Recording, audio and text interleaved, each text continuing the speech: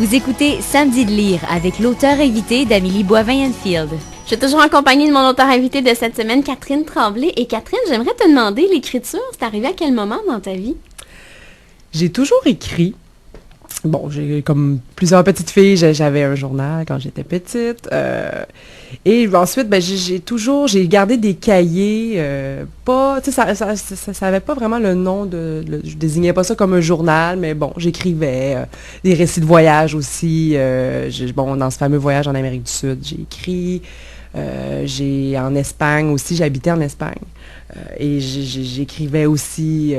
Donc, ça a toujours fait partie de ma vie, le côté création aussi. C'est pour ça un peu que je me suis retrouvée en communication, parce que il y a quand même beaucoup de créativité quand on doit, faire la promotion de...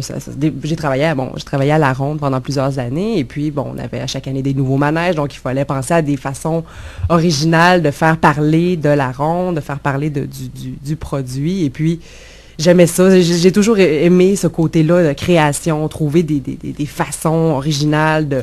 la Ronde, quelque chose qui est là depuis si longtemps, mais comment le faire ressortir, renouveler tout ça. Et l'écriture, ça a vraiment été une révélation, parce que j'ai toujours aussi eu un peu cette sensation de... Bon, évidemment, j'aime beaucoup la culture. Bon, je lis beaucoup, j'écoute beaucoup de musique, les films. Vraiment, je suis une grande consommatrice de culture. Et j'avais toujours cette impression je me suis longtemps surnommée une artiste ratée parce que j'avais pas trouvé, je me disais, j'ai comme ce goût de créer ou de faire quelque chose, mais la musique, j'ai pris des cours de piano, mais je pense que c'est pas mon médium d'expression. La chanson, je vous épargne j'ai pas une voix très, évidemment, c'est pas pour moi. Le dessin non plus.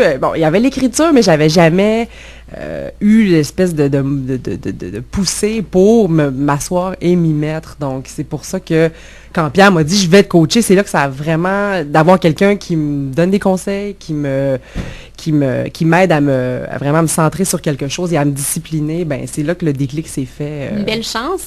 Vraiment, oui.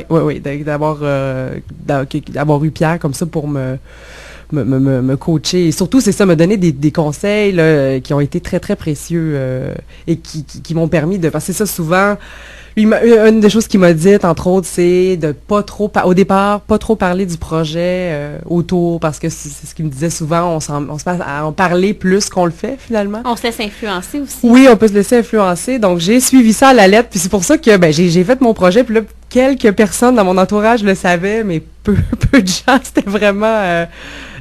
très drôle, parce qu'à un moment donné, quand le projet est arrivé et puis allait être mené à terme, puis là, je savais que ça se faisait, puis j'avais presque terminé, je l'ai annoncé j'ai élargi un petit peu le cercle. Au départ, c'était vraiment ma mère, ma sœur, et deux amis très, très proches, mais je voulais pas en parler plus, puis quand je me suis mis à en parler, parce que aux gens dans mon entourage, tout le monde était un peu, ah ouais, ok, un peu surpris, mais je pense que ça a été un conseil vraiment...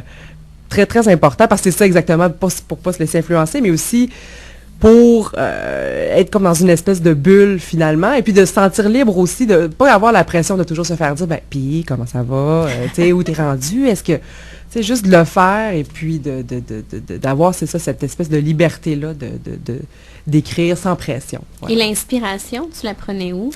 L'inspiration c'est sûr que pour ce personnage-là, le personnage me ressemble beaucoup. C'est clair que c'est une fille qui a un peu un parcours similaire au mien, j'ai été célibataire, sans révéler trop de choses sur ma vie privée. J'étais moi-même célibataire, donc je vivais cette espèce pas de quête, mais tu sais, on se dit souvent, non, je suis très bien toute seule, voyons. Mais il y a quand même toujours un côté de nous qui dit, j'aimerais quand même ça, rencontrer. Donc, cette espèce d'être en équilibre entre, non, je suis bien, mais j'aimerais vraiment ça, mais tu sais, comment trouver le... Donc, on continue les rencontres, on veut qu'il y ait des choses qui se passent, donc on rencontre des gens. Donc, c'est sûr que en étant moi-même plongée là-dedans, ben ça m'a nourri beaucoup. Moi, ce que je trouvais très drôle, un des moments que je trouvais drôle, c'est la fameuse recette. Et je l'ai pris en photo puis je l'ai envoyé à mes amis célibataires. Je trouvais ça super drôle. Ben ça, c'est sûr que, en tout cas, ce que je voulais un peu montrer là-dedans, c'est que, bon, le personnage d'Emma, on peut en parler un peu, là, le personnage d'Emma, ça, est en relation de couple, et puis, je voulais un peu illustrer le passage d'un couple, quand même, qui est ensemble depuis plusieurs années, mais à travers des recettes. Et que la recette, au fond, il y a les ingrédients et le comment faire la recette est intégré dans l'histoire. Donc, c'est ce que j'ai voulu faire. C'est ce que j'aime aussi des rendez-vous, c'est qu'à chacun, j'ai voulu donner aussi, parfois, il y a une espèce de thème. Bon, il y en a un, c'est Guerre épais, le livre Guerre épais que moi, j'ai adoré. D'ailleurs, j'ai failli le nommer cette semaine, mais bon, je me suis dit que c'était une lecture assez poignante. Ah oui, et très, très prenante. C'est quand même une brique, mais c'est tellement, mon Dieu, pour moi, c'est un roman déterminant. Puis j'ai voulu rendre hommage à Guerre épais dans cette nouvelle. Tu sais, puis des fois, j'essayais de donner un thème. Il y en a un, c'est les filtres à café. Bon, je m'amuse un peu avec drôle, ça. Ouais, ça, souvent, les gens ça, c'est une des histoires que les gens, oui, dont on me parle souvent. Explique un peu aux gens, c'est qu'il y a 100 filtres à café dans un sac et, en le fond, elle suit un peu sa vie à savoir où elle est rendue dans son sac de filtres à café. Oui, voilà. Donc, mais c'est ça. Puis ça part, j'avoue, d'une observation que moi, je disais parfois à mes amis en disant, j'ouvrais un sac de filtres à café, puis je me disais, dans 100 filtres, tu sais, où je serais, tu sais, c'est ça, rendu. Donc, tu sais, c'est souvent, on prend des petites choses comme ça de la vie ou des petites observations qu'on a et on brode là-dessus. Moi, c'est comme ça un peu que j'ai fait. Donc, les recettes, pour en revenir aux recettes, j'ai vraiment, j'ai intégré les recettes dans l'histoire. Et c'est ça, la Emma, ben, elle a sa recette elle se dit, je veux un gars, tu sais, qui aime les mêmes choses que moi, qui est cultivé, mais tu sais, elle a toute sa liste d'épicerie finalement. Et puis, au fil du temps, mais ça marche, mais tout ça, mais bon, le temps passe et puis la relation s'effrite un peu. Elle se rend compte que la recette n'est pas parfaite. Ben, c'est que même si on a la recette, souvent les filles, genre, c'est combien de fois on a entendu des filles célibataires dire, bon, moi j'ai ma recette, là, puis ben pas, en appelant pas ça une recette, mais j'ai ma liste de critères. Le gars doit être comme ça, comme ça, comme ça. Puis on le trouve, mais finalement, on se rend compte que c'est même pas ça qu'on cherchait. Ou que c'est pas parce qu'il y a même tout ça que ça peut fonctionner. Ou des fois, on peut le trouver tu sais, sans que la recette soit parfaite, finalement. Et j'aimerais te demander, Catherine, est-ce que ça t'a donné la piqûre d'écrire un prochain roman? Ah oui, c'est sûr. Oui, vraiment. J'ai écrit, d'ailleurs, j'ai repris le personnage d'Emma pour une nouvelle qui est sur le site web, 21rendez-vous.com. Je l'ai appelé Rendez-vous 25 parce que c'était pendant les séries éliminatoires. C'est vrai que je suis très inspirée par un peu le contexte ou tu sais, ce qui se passe dans des choses que je vis. Puis je pense que c'est un peu la même chose pour tous les écrivains.